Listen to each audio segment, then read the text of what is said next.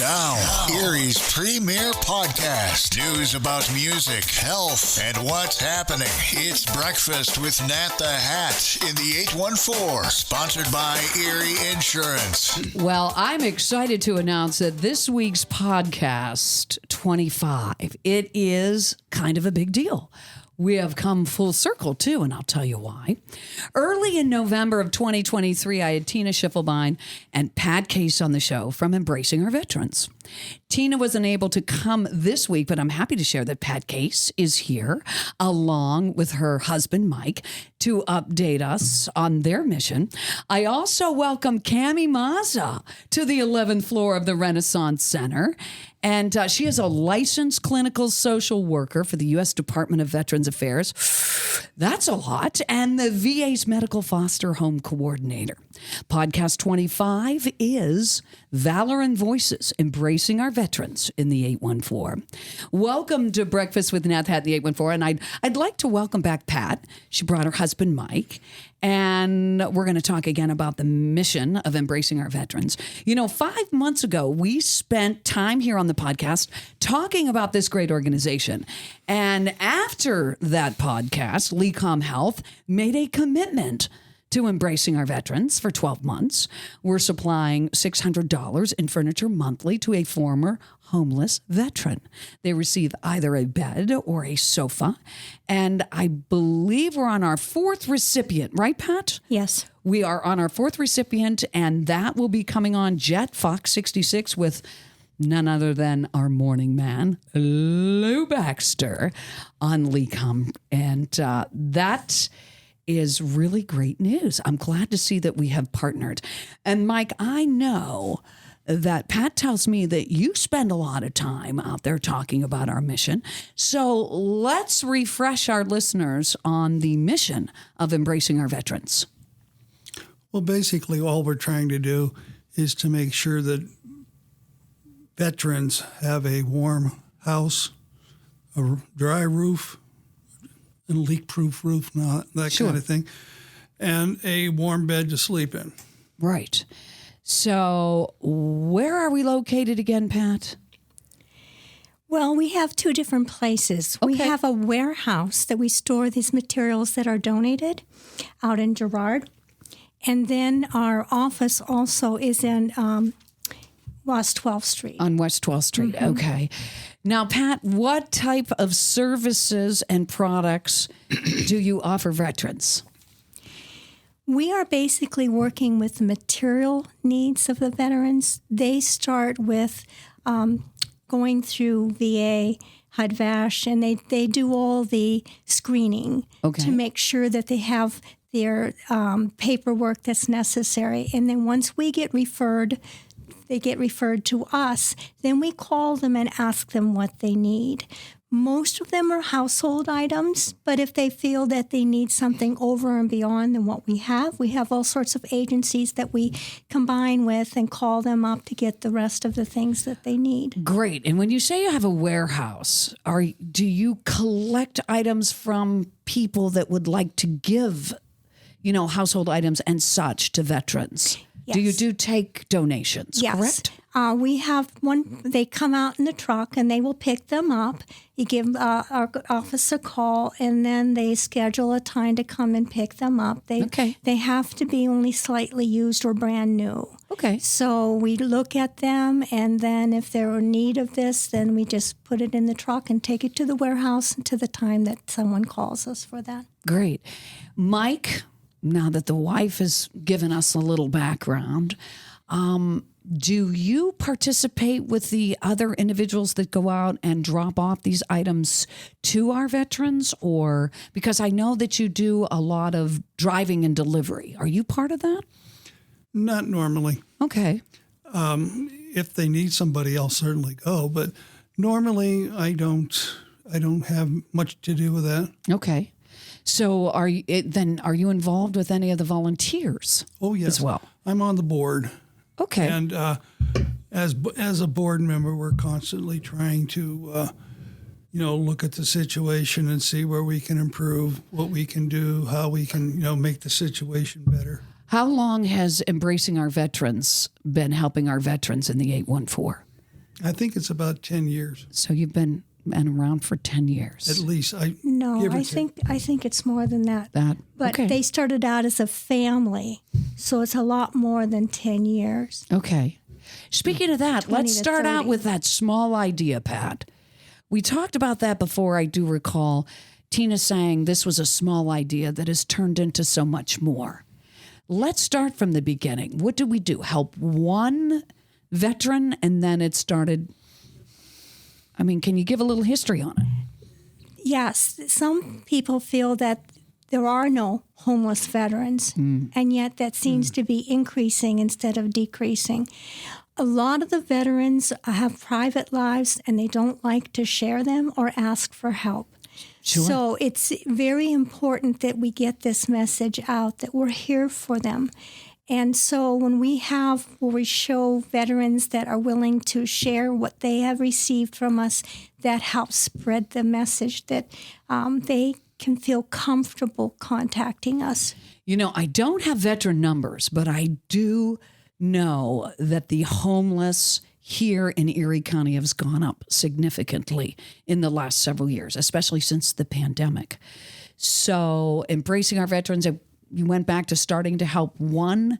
And then is Tina the creator of the organization? Was she Her family, and she also coordinated with other people too as well. Great. To get the mission statement and what the paperwork, and we from there. Can either one of you share with me a story of a veteran that you've helped?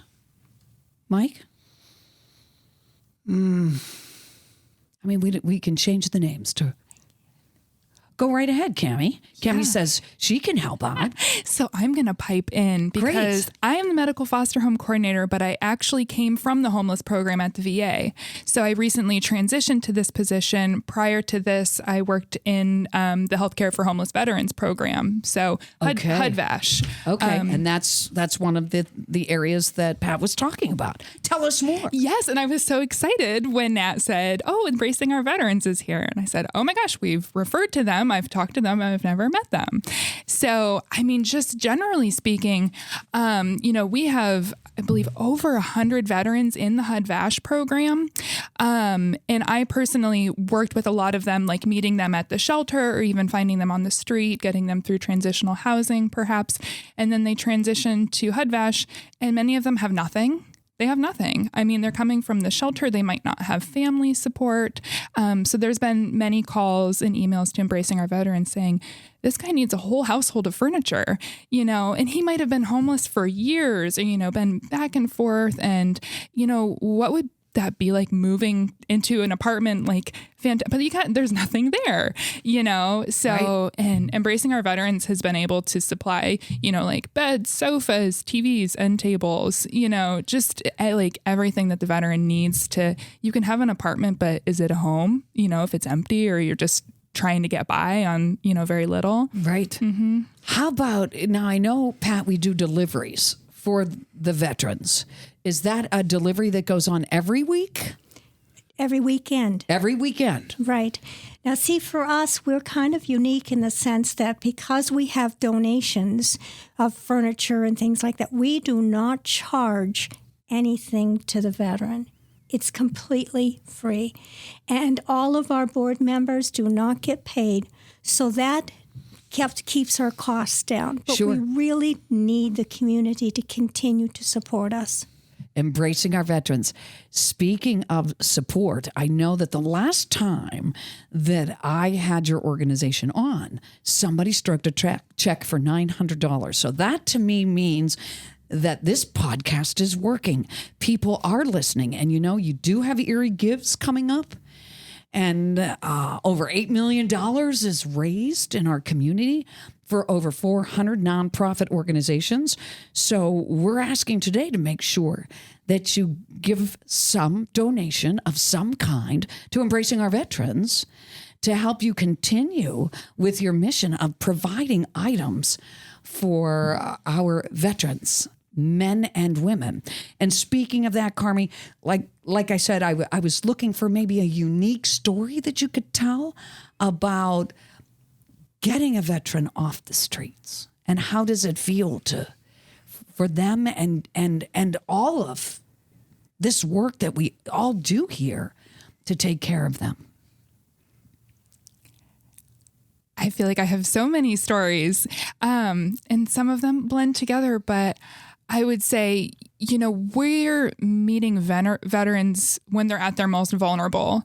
Maybe they've been homeless for a while. Maybe this is a first time thing, but it takes it's hard being in that position, and it's hard to ask for help, like Pat was saying. And they don't. Veterans are very, very proud. We know that. And they don't want to be given things. So you're right. So how do you get past that barrier? I think it's just about building trust in relationships. I know in the homeless program, they show up consistently for the veteran. They go to the shelter. They find the veterans. They call them. They do their best to connect and keep connecting, because that's the best way. You need to know that you can trust the person that you're asking for help. Yes. So when they are asking for help and they do get this help and then they have their own place, do we do anything beyond that to help? Yeah, so I can speak for the veterans who go through the VA HUD-VASH program. So that's subsidized housing. So that's Section 8 housing just for veterans.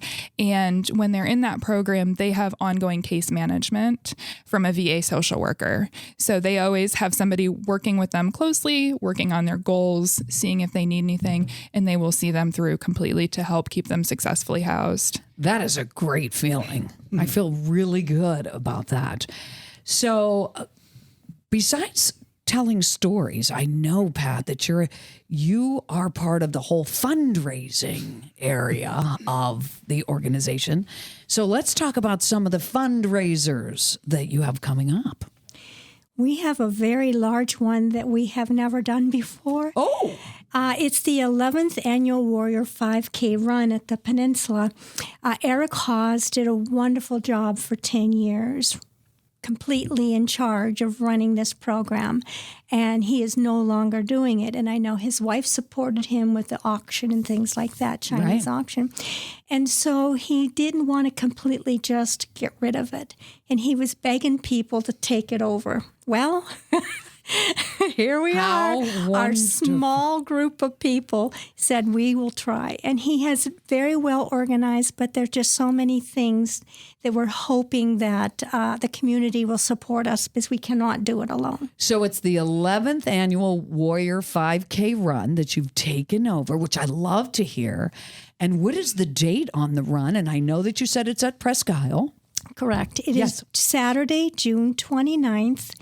Rain or shine. It's the Presque Isle State Park, Beach 1, and it's the reason why we do this is to help local veterans and help make a difference in our heroes' lives.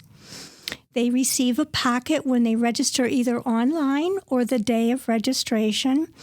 And we have a couple of websites here that you can go on to find out more about the program. It's $30 per person for ages 18 and up, and $15 per person ages 17 and below. And they have a family rate, too, of $75 per family for 4 to 6 members. So we're trying to reach that broad range of people who just want to have some fun. And it's timed officially. We receive medals of first, second, and third place winners according to their ages. And even if you're not able to attend, we'd like it, see if we could support us with either monetary donation or volunteering during the day of the race, donating basket or items for the auction, and helping us make the cost of this race possible. According to last year, our estimate is $4,585.62. I love the 62 cents. Yeah, and we it could go up or it could go down according to how many runners actually participate. Sure. So how about sponsorship? Maybe somebody out there might want to sponsor the Warrior 5K Run. We have a T-shirt sponsor level, which is at $150, where the name of their company or person or logo will appear on the back of the shirt. Great. We have the bronze level at $300. And it says the company name and logo will appear on a sign along the course run. Okay. Silver level, which is $600. The company name on water bottles. And we have a complimentary race entry with a $600 level. The gold level sponsor is $1,000. And that includes all the other things previously, too. But we keep on adding to the list. And this one here is where we have their logo prominently displayed below the start and finish line. Great. The platinum level is $2,000, and we have everything's listed on the events bag and the sponsored this event on Facebook and their logo and link to our website. And we have a complimentary race entry for 3 people on that level. What is your website? So if anybody would like to get involved in the 11th Annual Warrior 5K Run, where do they need to go on the internet? It is kind of a long website. Is it? But if you go to Facebook, https://facebook.com/Annual Warrior 5K Run, you'll find that long website. As you can see, it's I could say it, but I don't think people are going to remember. So they could also call the office over there at Embracing Our Veterans, right? If they wanted to get, either be involved in sponsorship or running. Can they walk? Just asking. Oh, yes. We definitely can walk. That's what I do. I was going to say. Just to have fun as a group and a family. And if I may, I have a little quote that I kind of wrote down. With our banner, we have military boots with flags coming out of them, and we want everybody to be a winner, and it's not always with a medal. So this is what I have. Walk a mile in my military boots. Every person who serves in the military, whether in combat or not, becomes a different person. Their specialized training prepares them for a special mission. Some veterans live their experience for years and need our help to fully transition back to civilian life. No matter how many documentaries we watch on the History Channel or read in books, it is difficult to fully understand the unique physical and emotional experiences each veteran dealt with. Yes, we celebrate every American that returns from military service. However, is there something more we can do for those who have still not fully transitioned from military life back to civilian life? Yes. One important step, whether you run or walk a mile in their boots or 5K, which is 3.1 miles, is to support veterans in need. This Warrior 5K run helps those who still need you and me. This is what it means to be proud to be American. We support our military on and off the field. Pat, that was beautiful. And the last time that you and Tina were on, you sent some really wonderful things in the mail to me as well. And I know I have them around the office here. And it brought warmth and comfort knowing that Embracing Our Veterans is there for our veterans. So it is Pat and Mike Case from Embracing Our Veterans, a nonprofit organization. I also have Cami Mazza on the show, and Cami is a social worker for the U.S. Department of Veteran Affairs. Welcome, Cami. Tell us about you. I need to know more. Tell us your background. Are you originally from here? I am not. Oh, you're a transplant. Yes, a little bit. I'm from Warren, Pennsylvania. So beautiful. Stone's throw, Yes. but I needed a change. I needed to go to the big city.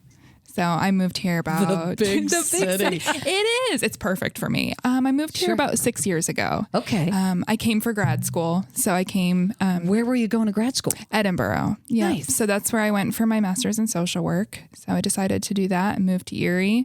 I met my husband and made it permanent here. We're planning on raising our family here. Perfect. Yeah. Speaking of Warren, I love Warren. By the way, I used to camp down there for many years in the Tionesta area. So, I mean, it's beautiful land down there, too. So, born and raised in Warren, but here to stay. Give us some background about how you became involved with veterans.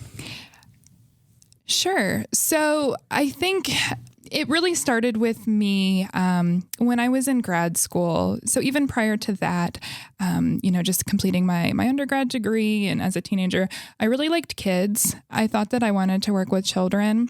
I changed my mind. Some people do. I still like them. I like my kids. But yeah, so I did my first internship in grad school. I did it at a middle school. And I learned a lot from it, but I knew that it wasn't for me. And I had previously worked with adults in mental health prior to going back to school. So when I was in grad school, my advisor said, you know what, I think that you would do really well working at the VA. She saw things in me, and it's fabulous working with veterans, right? Like, I think all of us there are working for veterans it's like extra special, you know, because it's like a higher, I don't know the word, but you know what I mean? It's like, we want to serve those who served. And that makes it really special. And so I did my internship there in the caregiver support program, which was awesome. It was a new program at the time, designed, and it's huge now, but it's designed to help caregivers of veterans, which is so important. Yes, it is. And Cammie, I mean, I've been gone. I was gone for like 11 years and returned to the 814 and noticed there is so much going on up at the VA hospital, and you've expanded. Like, your touch is huge. I mean, people come in from how many different counties to the VA hospital? So our catchment area is Warren, Erie, of course, Crawford, McKean County, Venango County, and Ashtabula, Ohio. So that's a big area. Yes. That you're supplying all these different roles for the veterans and their needs with the hospital, health care, mental health, homelessness, all those different things. And when I came back, I was like, wow, like the VA grew, and grew. Yes. Like 38th Street is all about the VA. It is. Yeah. It really is. I'll say I've been there for about 6 years, and I'm astounded at how it's growing. There's new programs, and it's getting better and better. Good. Well, first off, can you share a bit about your role at the VA and what motivated you to work there? Yeah. So after my experience in the caregiver support program, being an intern, I was luckily able to transition into another position at the VA pretty quickly. And then I went into the homeless program, did that for 6 years, loved it. And so that just really builds your passion for social work. You know, you're meeting people really where they are, like I said, in a vulnerable position. And you get to see those real, tangible social work results, you know. And you get very excited about that, doesn't she? Yes. And so that was great. And then medical foster home came to the VA. This is a brand new program. Somebody came to me like a month or two ago, and they're like, Natalie, you're not going to believe this. You need to get a hold of Cammie. There are some great things going on over there. And what was the motivation to establish this foster program specifically tailored for veterans? Yeah, so the medical foster home program nationally has actually been around for about 20 years. So the first program, medical foster home program for the VA, started in Little Rock, Arkansas, and it has been growing and growing. And there is now a national initiative. The VA is expanding medical foster home to every VA healthcare system in the country. So Erie is part of that expansion. When did that expansion begin for Erie then? Erie, we just started. So this is fresh. It's fresh. I just came on in August. Wow. Yes. So we are building this from the ground up. Could you explain the objectives and goals of the foster program for veterans? Absolutely. Medical foster home, it's an alternative to nursing home care for veterans who would rather live in a home-like environment. And what's so unique about it is the veteran moves into the caregiver's home. It's a true foster situation. So the veteran has a home and has a caregiver, and they provide that family-like environment. And I love this. it's really, really neat, and just a really unique way to serve veterans. Sure. So those are, what are the goals then? I mean, the goals are to get them, associated with a fostering family, should we say? Yeah. So really the goal is to offer veterans a choice, and offer them, our veteran population is aging. There's more and more aging veterans, and we want to be able to offer them options. Not every veteran is going to want to go to a nursing home. And this just allows a veteran a choice of being in a place where they can have more independence, age with dignity, and just be in a comfortable, nice environment. Well, there's so many other foster programs. Why not a veterans Exactly. foster program, right?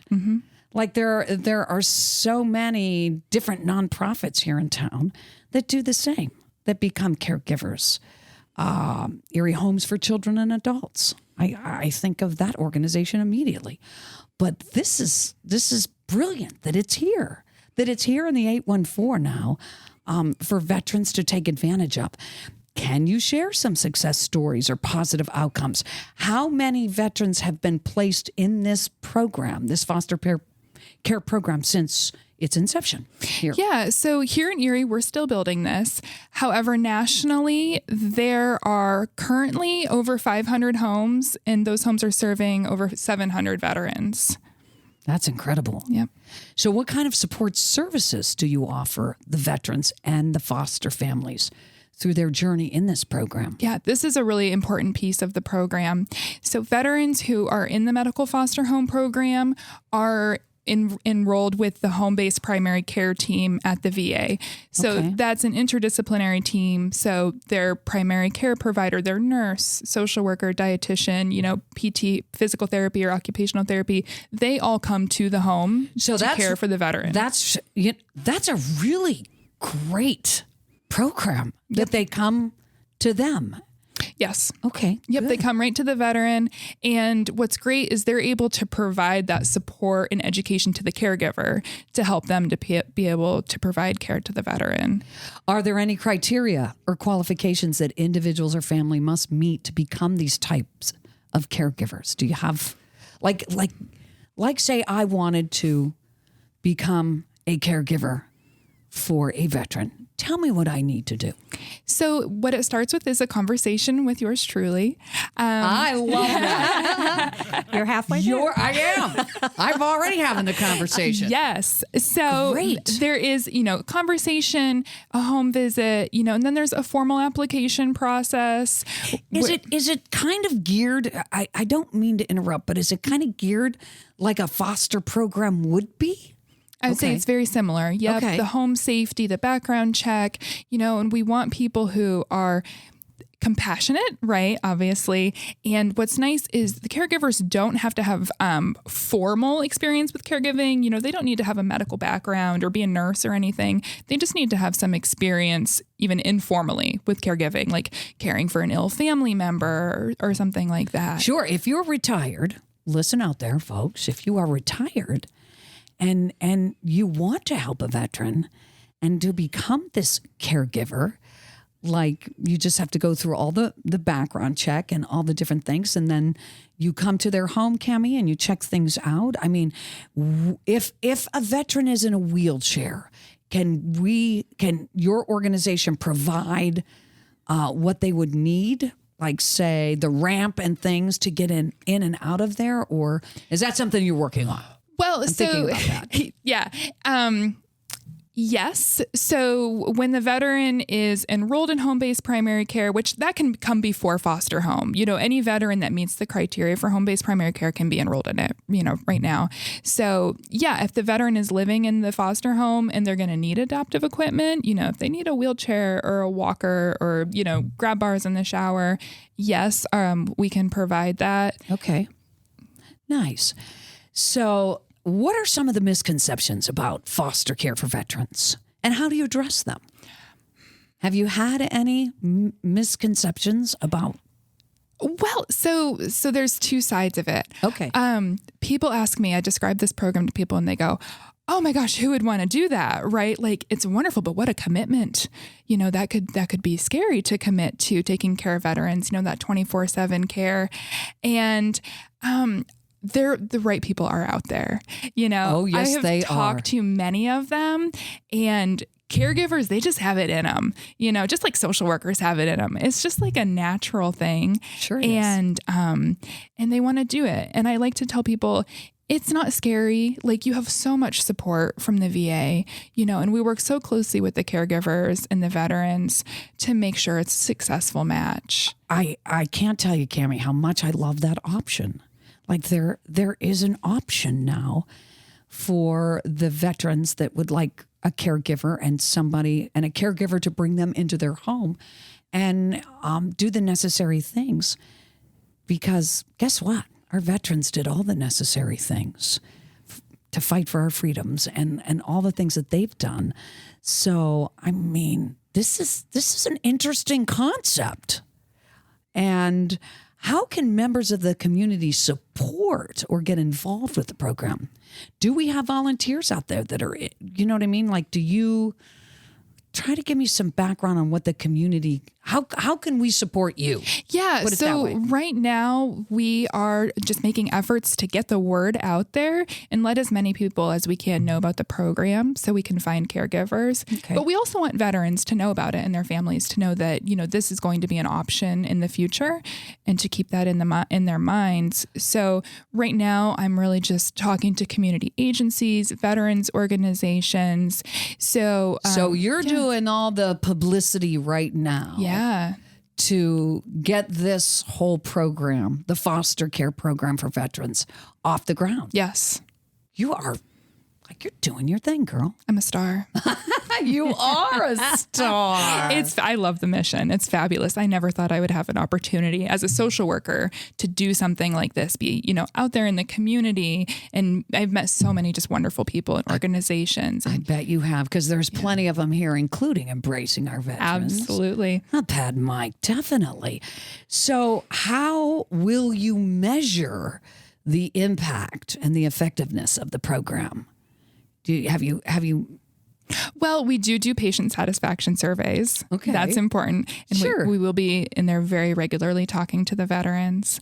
And of course, this is, monitored nationally. We talk to them all the time. What's going on? We track everything because we just want to be able to show results and show the impact that this is having on veterans. Absolutely. I'm floored over the fact that, we now have this program here.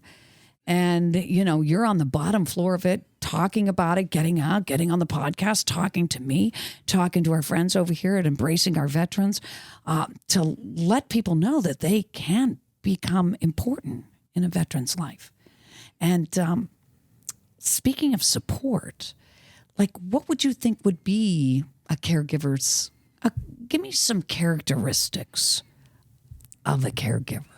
Yeah. So caregivers are, like I said, they're compassionate. They are often no nonsense because they know what needs to be done to care for their loved one or, to provide that support to a person that they care for. They are advocates. They are warriors. Yes, they are. Because caregivers, they go through everything that the person they're caring for goes through. Absolutely. So they are alongside that person. And every caregiver I've known and the people I'm talking to now who are interested in the program, they just really have that passion and they know that they can do it. That's the thing. It's like those who can should, and they know it. And that's the best way I can describe it, is like it's just an innate thing in people. Well, I can't think of a better person than this gal right here to be out there supporting this brand new program. Because Cammie, you're very energetic. Thank you. And you love your veterans. You love the mission. I'm sitting here and I'm just backing up because you have brought in so much. How about it, Patton? And Mike, so much energy onto the show today to talk about, a program that is around the country. And we're finally being able to do that here. So once a veteran and a caregiver are placed together, what if something should happen to the caregiver? Is there, you know what I mean? Like, what would happen to the veteran if the caregiver, something should happen to them? Yeah, that's a common question I get, is what happens if something goes wrong, on either side. So I love working for the VA because the VA has amazing resources. They have amazing support for the veterans. So there will be a plan in place if for some reason something happens to the caregiver or the veteran needs to leave the home quickly for some reason, we would be able to help the veteran find placement, until they can get into a new home. Well, I know, and from experience with my elderly parents and that, how much that they just want to be in their own home. You know what I mean? Like they don't want to have to leave their home and go into some type of care. So it's really nice when you have caregivers that will come in and give that love and all the resources that they need to help them. So now you have a veteran service now where you have a caregiver that will take care of a veteran. Is there a stipend involved in that? Yeah. So right now the arrangement for payment it's a private pay arrangement between the veteran and the caregiver. Okay. So it depends on the veteran's care needs and their ability to pay. So that's something that the veteran and the caregiver work out in their care contract. And I understand. That's the way it's being handled now. Yes. Sure. Correct. So it is all about the veterans on podcast 25. And of course, we got Pat and Mike Case from the Embracing Our Veterans organization, which they are doing terrific. And Cammie, you've talked about Embracing Our Veterans. So this is kind of like all coming together very nicely during this podcast. I'm just interested in maybe another story or two about what's been going on with our veterans and how wonderful it would be to have somebody become their caregiver. So I'm thinking of a gentleman I met at the VA not that long ago when I was in the lobby, and he saw my table, my sign about, you can help veterans, here's information about becoming a medical foster home caregiver. And he was in a wheelchair, and he was like talking to me, and he's like, I wish that I could go to a medical foster home. He said, where I'm at now, I don't love it. Like, it's not the best place for me. And like, I wish that I could do this right now. And I said, oh my gosh, well, I'm going to get homes, I'm working on this, and, yes. Talk to your team, because I really hope to be able to do that for you. That's awesome. That's awesome. So, you ensure that the veterans are matched with suitable foster families. I'm just curious on how that works. Yeah, so it is. I'm also a matchmaker, which I... See what I'm saying? She's a matchmaker, too. I do all kinds of things. Yeah, so... They're like, I don't know. Do you have, check off the boxes here and check off the boxes there? I'm not sure. I don't think we have a personality test developed. But the nice thing is that the veteran is often already getting services at the VA, so we know them, social work has talked to them and everything. I get to know the caregiver very well. And what's nice is it's in the veteran and the caregiver's hands.